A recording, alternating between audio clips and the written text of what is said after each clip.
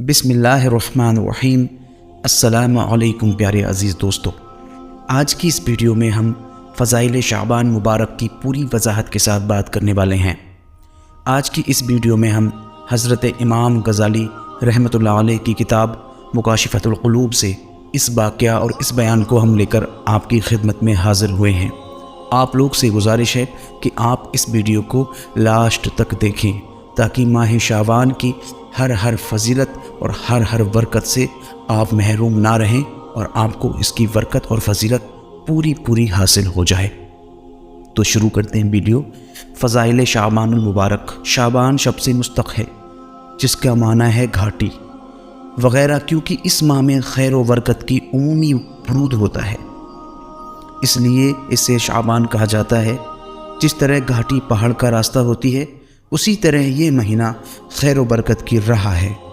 حضرت ابو امامہ واہلی رضی اللہ تعالی عنہ سے مروی ہے کہ حضور اکرم صلی اللہ تعالی علیہ وآلہ وسلم نے فرمایا کرتے تھے کہ جب ماہ شعبان آ جائے تو اپنے جسموں کو پاکیزہ رکھو اور اس ماہ میں اپنی نیتیں اچھی رکھو، انہیں حسین بناؤ۔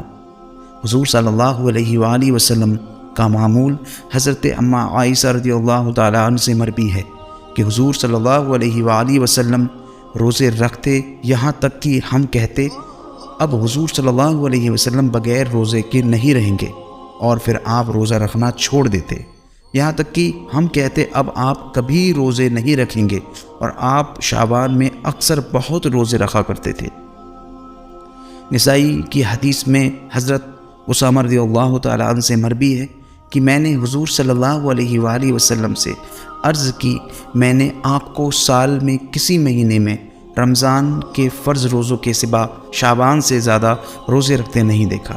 آپ نے فرمایا، لوگ رجب اور رمضان کے اس درمیانی مہینے سے غافل ہوتے ہیں، حالانکہ یہ ایسا مہینہ ہے جس میں اللہ کے حضور اعمال لائے جاتے ہیں، لہٰذا میں اس بات کو پسند کرتا ہوں کہ جب میرا عمل اللہ کی بارگاہ میں لایا جائے تو میں روزے سے ہوں۔ صحیحین میں حضرت عائشہ رضی اللہ تعالی عنہ سے مروی ہے کہ میں نے ماہ رمضان کے علاوہ اور کسی مہینے کے مکمل روزے رکھتے ہوئے حضور صلی اللہ علیہ وآلہ وسلم کو نہیں دیکھا، اور آپ کو شعبان کے علاوہ کسی اور مہینے میں بہت زیادہ روزے رکھتے نہیں دیکھا۔ ایک روایت میں ہے کہ آپ شعبان میں پورے روزے رکھا کرتے تھے۔ مسلم کی ایک روایت ہے کہ حضور صلی اللہ علیہ وسلم شعبان کے چند دن چھوڑ کر سارا ماہ روزے رکھا کرتے تھے۔ یہ روایت پہلی روایت کی تفسیر ہے۔ پورے شعبان سے مراد اکثر شعبان ہے۔ کہا گیا ہے کہ آسمان کے فرشتوں کے لیے تو عید مسرت کی ہیں، جیسے دنیا میں مسلمانوں کے لیے 2 عید کی راتیں عید و مسرت کی ہیں۔ فرشتوں کی عید رات برات کی رات یعنی 15ویں شعبان کی اور لیلۃ القدر ہے، اور مومنوں کی عید عید الفطر اور عید الاضحیٰ ہے، عید الاضحیٰ کی رات ہے۔ اسی لیے 15 شعبان کی رات کو فرشتوں کی عید کا نام دیا گیا ہے۔ علامہ سبکی رضی اللہ تعالی عنہ سے اس قول کی تفسیر میں کہا ہے کہ یہ رات سال بھر کے گناہوں کا کفارہ بنتی ہے، جمعرات ہفتے کے گناہوں کا کفارہ اور لیلۃ القدر عمر بھر کے گناہوں کا کفارہ ہوتی ہے، یعنی راتوں میں اللہ تعالیٰ کی عبادت کرنا اور یاد الہی میں ساری رات جاگ کر گزار دینا گناہوں کے کفارے کا سبب ہوتا ہے۔ اسی لیے اس رات کو کفارے کی رات بھی کہا جاتا ہے، اور اسے زندگی کی رات بھی کہا جاتا ہے، اور اس لیے کہ منذری نے مرفوعاً یہ حدیث نقل کی ہے کہ جس نے 2 عید راتیں اور 15 شعبان کی رات جاگ کر گزار دی تو ایسے دن میں جب کہ تمام دل مر جائیں گے، اس انسان کا دل نہیں مرے گا۔ اسے شفاعت کی بھی رات کہتے ہیں، کیونکہ حضور صلی اللہ علیہ وآلہ وسلم سے مروی ہے کہ آپ نے 13ویں کی رات اللہ تعالیٰ سے اپنی امت کی شفاعت کی دعا مانگی، اللہ نے 1/3 امت کی شفاعت مرحمت فرمائی، اور آپ نے 14ویں کی رات پھر امت کی شفاعت دعا کی تو اللہ تعالیٰ نے 2/3 امت کی شفاعت کی اجازت مرحمت فرمائی۔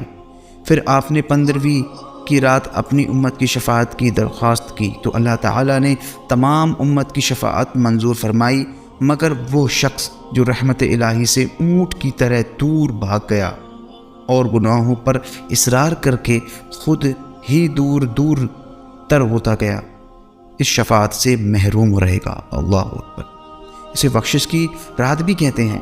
امام احمد رضی اللہ تعالیٰ عنہ سے مروی ہے کہ حضور صلی اللہ علیہ وآلہ وسلم نے فرمایا، اللہ تعالیٰ 15 شعبان کی رات اپنے بندوں پر ظہور فرماتا ہے اور 2 شخص کے علاوہ دنیا میں رہنے والے تمام انسانوں کو بخش دیتا ہے۔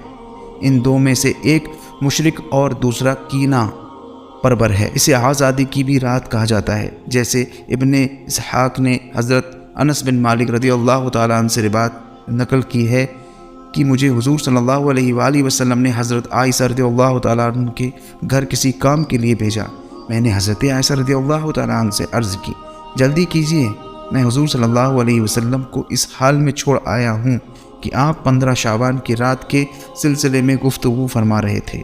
تو حضرت عائشہ رضی اللہ تعالیٰ عنہ نے مجھ سے فرمایا، اے انس بیٹھ، میں تجھے شعبان کی 15ویں رات کی بات سناؤں۔ ایک مرتبہ یہ رات میری باری کی رات تھی۔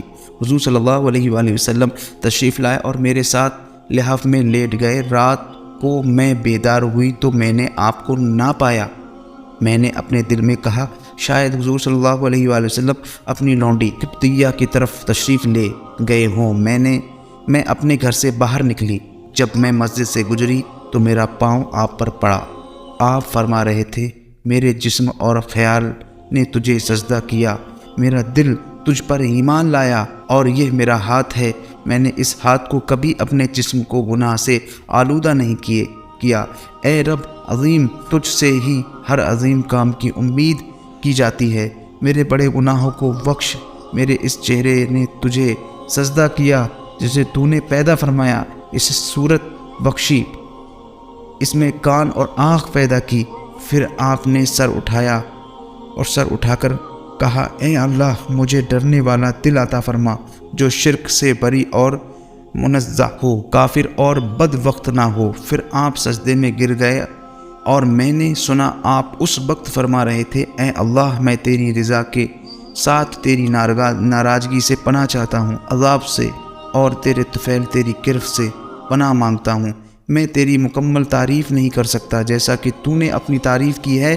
میں وہی کچھ کہتا ہوں جو کچھ میرے بھائی داؤد علیہ السلام نے کہا، میں اپنا چہرے اپنا آقا کے لیے خاک آلود کرتا ہوں اور میرا آقا اس لائق ہی اس کے آگے چہرہ خاک آلود کیا جائے۔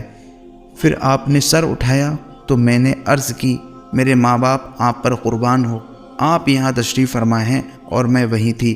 آپ نے فرمایا، اے میرا، کیا تم نہیں جانتی کہ 15 شعبان کی رات اور اس رات میں اللہ تعالیٰ بنو قلب کے ریبڑوں کے والوں کے برابر، یعنی بنو قلب کے ریبڑوں کے والوں کے برابر لوگوں کو آگ سے آزاد فرماتا ہے، مگر 6 آدمی اس رات بھی محروم رہتے ہیں۔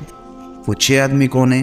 اس بات کو بطور خاص سنیں۔ پہلا، شراب خور، دوسرا والدین کا نافرمان، تیسرا عادی جانی یعنی کہ جناح کا عادی، جناح زیادہ کرنے والا، قطع رحمی کرنے والا، چنگ و رباب بجانے والا، اور چغل خور یعنی غیبت چغلی دوسروں کی برائی کرنے والا ان کے پیٹھ پیچھے۔ ایک روایت میں رباب بجانے والی کی جگہ مسور کا لفظ ہے۔ اسے قسمت اور تقدیر کی رات کا نام بھی دیا گیا ہے۔ شعبان کی 15ویں شب آتی ہے تو ملک الموت کو ہر اس شخص کا نام لکھوا دیا جاتا ہے جو شعبان سے آئندہ شعبان تک مرنے والا ہوتا ہے۔ آدمی پودے لگاتا ہے، عورتوں سے نکاح کرتا ہے، عمارتیں بناتا ہے، حالانکہ اس کا نام مردوں میں ہوتا ہے، اور ملک الموت اس انتظار میں ہوتی ہے کہ اسے کب حکم ملے اور وہ اس کی روح قبض کرے۔ عزیز دوستو، امید ہے کہ آپ کو یہ ویڈیو سمجھ میں آ گئی ہوگی، کیونکہ یہ ماہ شعبان کی پوری فضیلت اور پوری برکتوں کے ساتھ بھرا ویڈیو تھا، اور یہ ہمارے امام غزالی رحمۃ اللہ علیہ کی کتاب مکاشفۃ القلوب سے لیا گیا ہے۔ تو آپ اس پر اگر آپ کے ایک بار میں سمجھ میں نہیں آ رہا تو آپ اس کو دوبارہ سن لیں، کیونکہ اسی سے پڑھ کر یہ بیان کیا گیا ہے، اور ہمیں چاہیے کہ اللہ کا حکم بجا لائیں۔ اللہ نے جن کاموں کو ہمیں کرنے کا حکم دیا، ہم انہی کاموں کو کریں، اور جن کاموں سے ہمیں پھرنے کے لیے، لوٹنے کے لیے، دور ہونے کے لیے کہا ہم اس سے بالکل دور ہو جائیں، اور اللہ سے دعا ہے کہ مولا کریم پروردگار عالم ہمیں آقا کریم صلی اللہ تعالیٰ علیہ وآلہ وسلم کی محبت میں زندگی دے، محبت میں موت عطا فرما، اور پیاری پیاری سنتوں پہ عمل کرنے کی توفیق و رفیق عطا فرما۔ آپ کو اگر یہ ویڈیو اچھا لگے تو عزیز دوستو اس کو لائک ضرور کریں اور شیئر کریں۔ ایسی ہی ویڈیو کے لیے ہمارے چینل کو سبسکرائب لازمی کر لیں۔ ایسی ہی پیارے ایک بیانی ویڈیو کے ساتھ ہم آپ سے ملتے رہیں گے، تب تک کے لیے اپنا خیال رکھنا۔ خدا حافظ۔